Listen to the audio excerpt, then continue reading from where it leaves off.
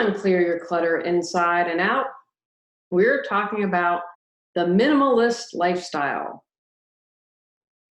Are you overwhelmed during the holidays and wish you could do less? Have you wondered what a minimalist lifestyle is all about? Would you like to get rid of excess stuff and enjoy experiences more? Learn how to live life fully with less as we continue our month focusing on the holidays. Do you control your clutter, or does your clutter control you? On Clear Your Clutter Inside and Out, we'll teach you awareness as well as action steps to create change in your life. Come on, let's get started.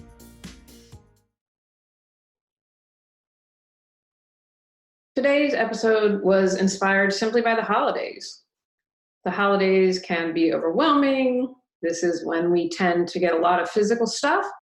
And it got me thinking about less being more. And I thought, hey, why don't we do an episode? I'd had on my ongoing list to talk about the minimalist lifestyle, and it just seemed really a good time to share that. I know that when people talk about minimalism, it's usually focused on material items when you read about it, but I, of course, am going to explore other areas because you know that I'm passionate about supporting you in clearing clutter in all areas of your life. First, I looked up the definition and I learned something, so I was kind of excited about that. I wish I had more time because I want to delve into this because it was something I didn't know.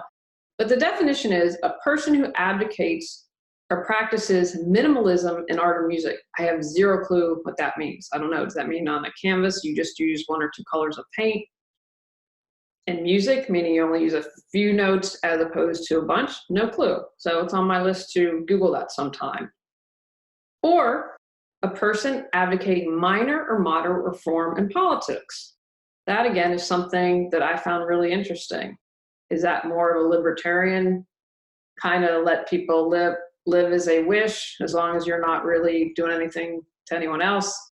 So if you know about that and want to shoot me an email, I'd love to learn more, or I'll get to it at some point at Google. But just doing that, I thought that was pretty interesting and I wanted to pass that along. So what is a minimalist lifestyle? My summary is pretty basic: living with less.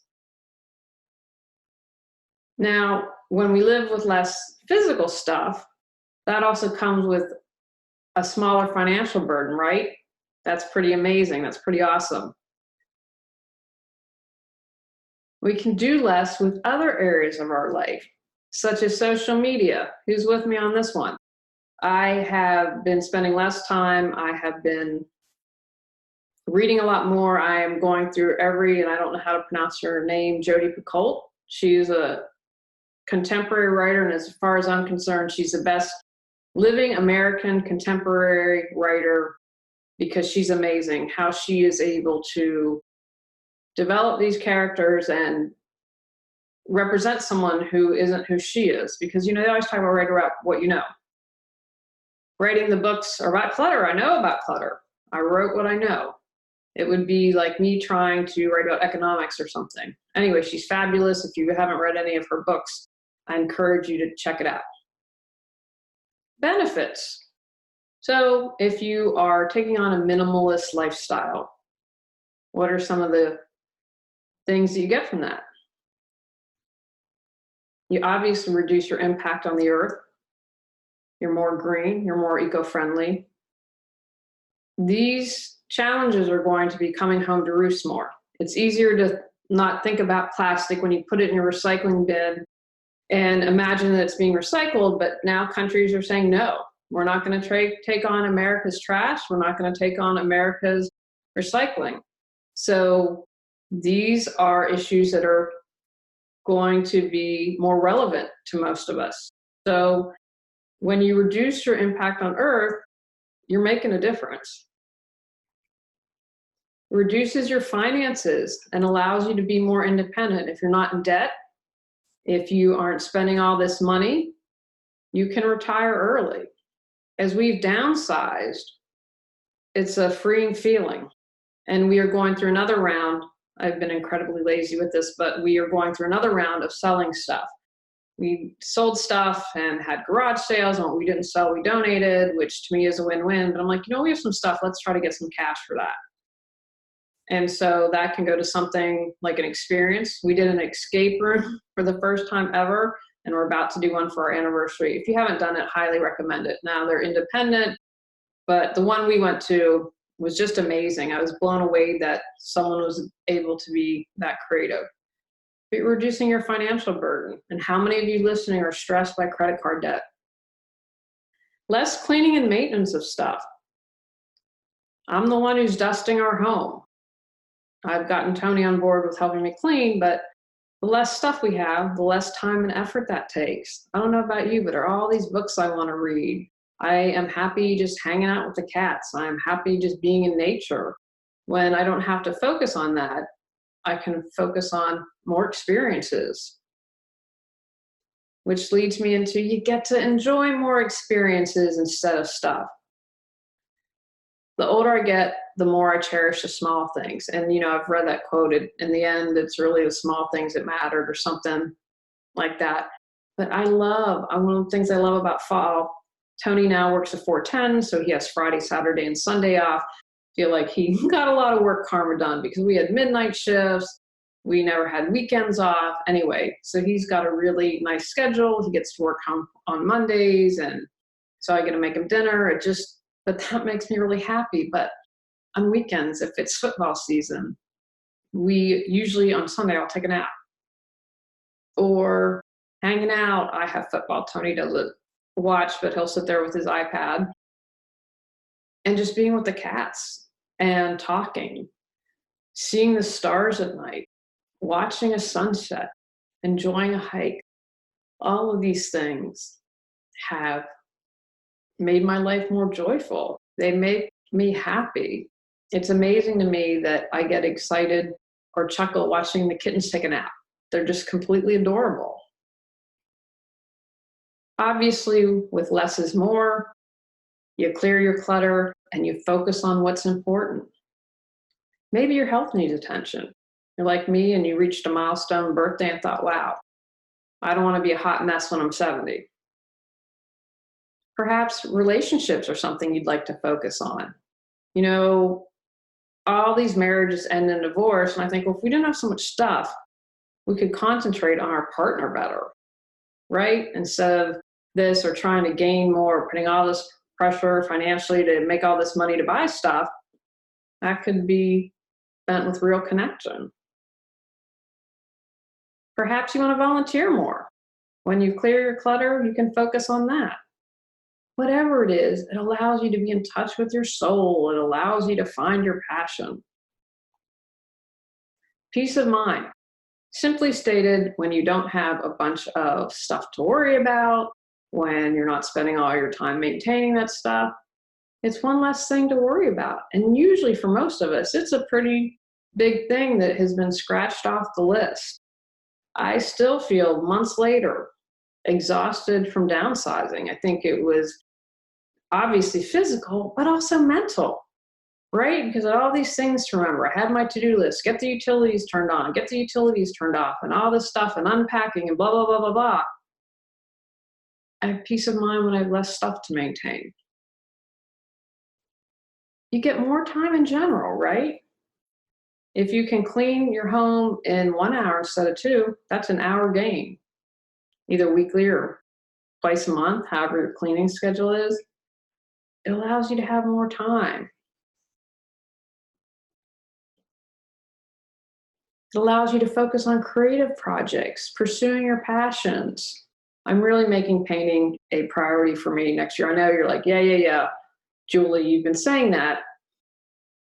I think once we go through another downsizing cleanse, that's going to be a weight lifted, but that's something I really want to pursue. I want to put more effort into writing my creative project. When I have less to maintain, I have the time and the mental and emotional and spiritual energy to do what I'm excited about. How do you create a more minimalist lifestyle? Carve out your own path. I believe I've said on the podcast that I'm not a minimalist. I get street art whenever I travel. We're going to travel in a month, celebrate being 50, and I'll find some street art that I'll bring home to hang up. I have singing bowls and crystals. I do have a set of dishes to entertain. And in the minimalist lifestyle, they'd be like, wrong answer. To me, it's about decluttering your life in a way that you have become a minimalist in your view. Don't worry about what others are saying. Anytime you reduce what you have, you're having an impact, not only on your life, but on others. I'm a fan of getting the root of things. You don't need the story so much. And if you do fine, again, it's really what works best for you. But why are you buying things? Is it to make you feel less lonely? Maybe it's to make you feel safe. When you understand what it's really about, then you can make changes. Maybe being on social media is a way for you to feel connected. Whatever it is, there's no right or wrong. Don't spend the time in judging, but figure out, why do you have the need to collect? Why do you have the need to acquire so much? And think about all the things you'll gain when you release that. Prioritize. One of the most important things that can guide you and show you where you want to concentrate your efforts with less is more. One of the big incentives for my husband and me is we want to get our mortgage paid off. And that was a huge incentive to downsize. The garage sales, oh my gosh, those I wouldn't recommend. But we did earn some cash, or putting things up on Let Go. It was fun to get cash. Woohoo! Made me feel like a kid again. I have some cash. We're getting solar installed as a long-term investment because electricity prices keep going up, and having a minimal bill and with a 30% tax credit is going to save us money in the long run. We wanted to become minimalist in electricity, wanted to downsize, have less property tax. Downsizing our home had a huge impact on us financially, for peace of mind, all that. Because paying off our mortgage is a priority, then that dictates where we spend, or rather where we don't spend money. Putting the effort to hurry up and pay off the solar bill is a big incentive to not spend information, because, long run, if we have minimal electricity bills, that's going to be really useful. Some people mistakenly believe that you're either born organized or you aren't. Not true. Getting organized and clearing clutter, as well as learning to be more mindful and aware, is a skill that you can learn and will support you your entire life. Julie Coraccio's online classes and online workshops are friendly and conversational. Each class also contains action items for you to implement once you've completed the class. Visit reawakenyourbrilliance.com to learn more. Financial. Look where you can cut expenses. We do this every year. It's easier to budget if you have less items to pay for, less things to worry about. No more landline or cable bill. Can you use just one credit card or have one bank account? I keep my business separate, and it's not a possibility to have fewer bank accounts. We have business and personal. Tony also has a personal account.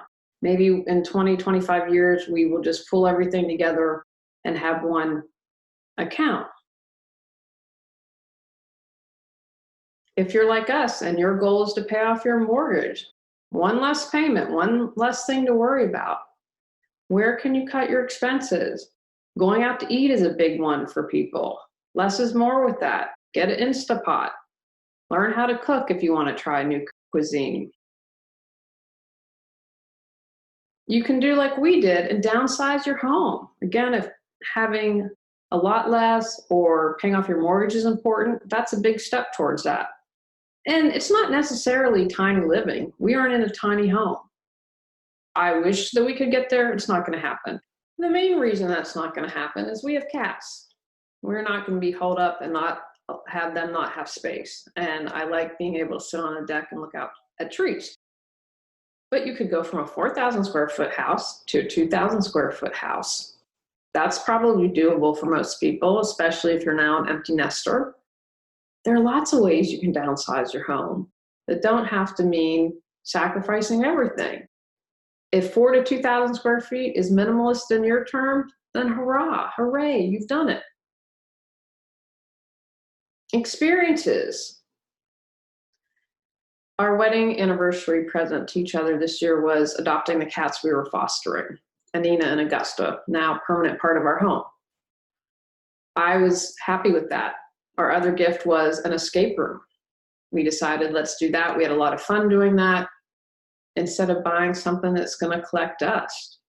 What matters most to me, really, if Tony's going to get me something, is a card, because he writes something really sentimental that just makes me clutch my heart. See where you can add experiences to your life instead of more stuff. What's something fun that you'd like to try?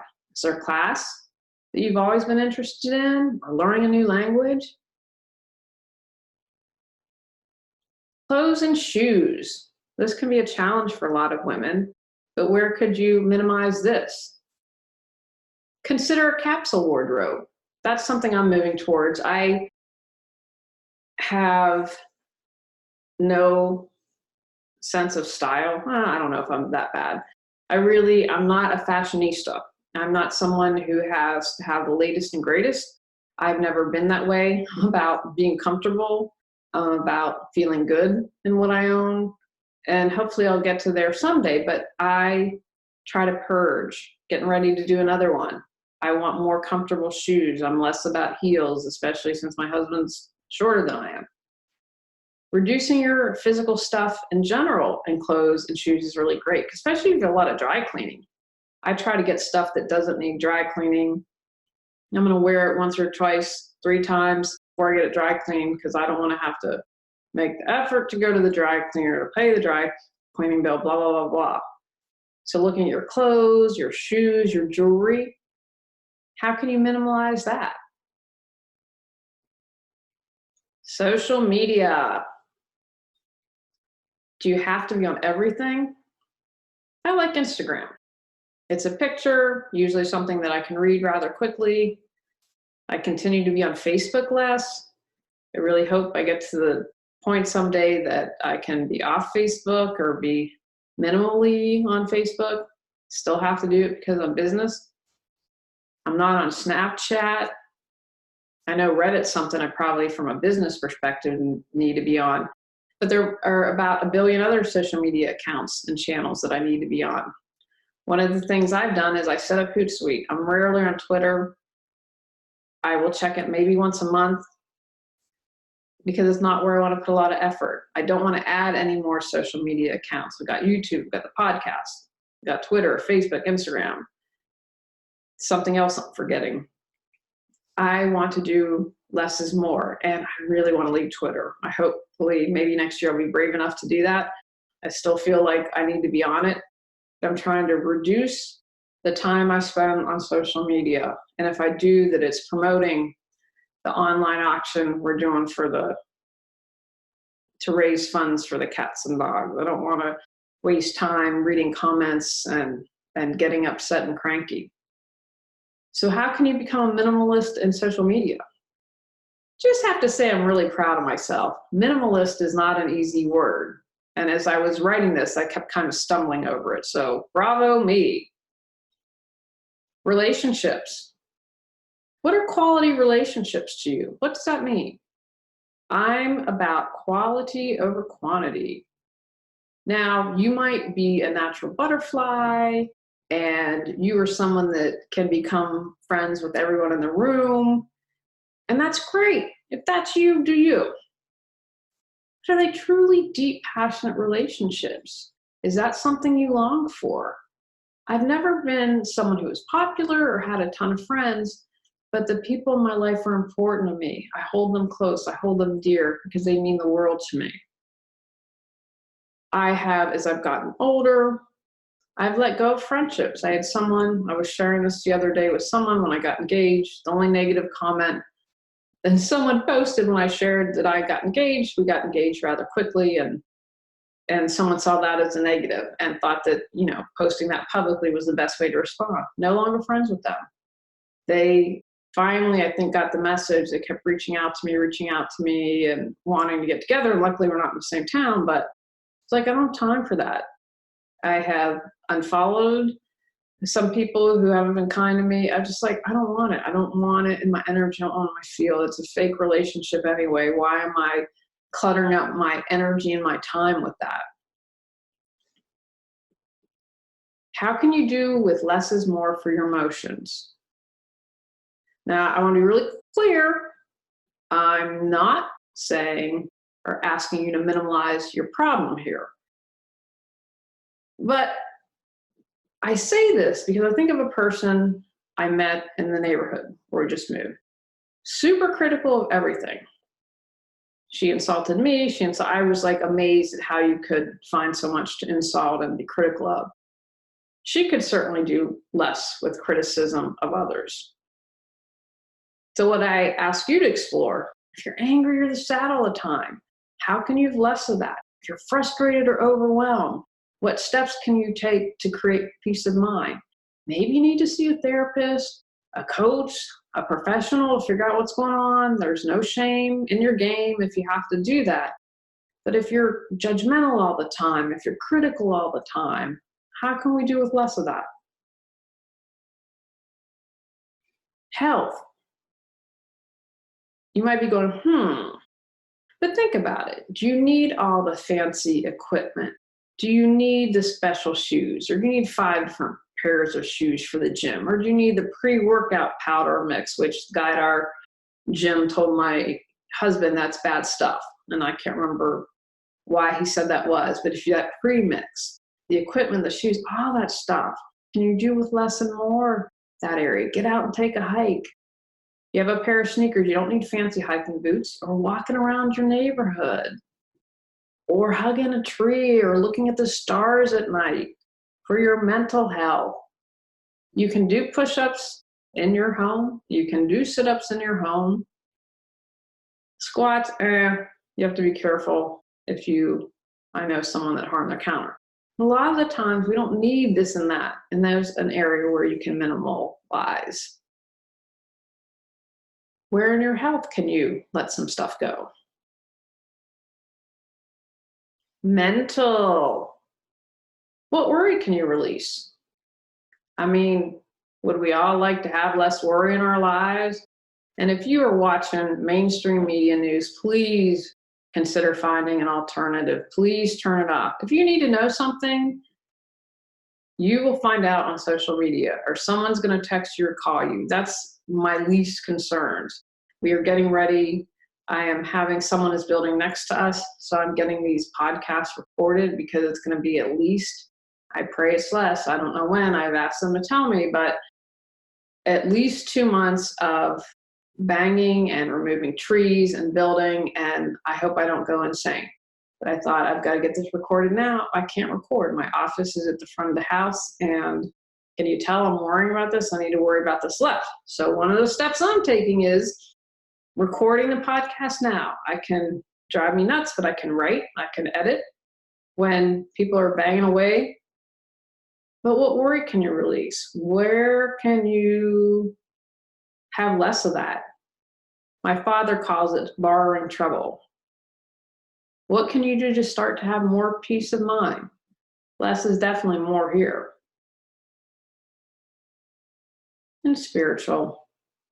What drives you? Moves you? I knew a woman who had many passions, but never really stuck to one, and has a bunch of projects that haven't gone anywhere.